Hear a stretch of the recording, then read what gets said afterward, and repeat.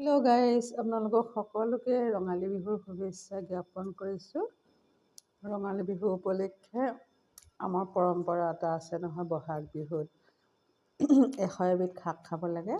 এয়া বাৰীৰ পৰা 100 এবিধ শাক বুটলিলোঁ, লগতে আম টেঙা, খুতুৰা, তাৰপিছত মানিমুনি, বৰ মানিমুনি, সৰু মানিমুনি, ঢেকীয়া,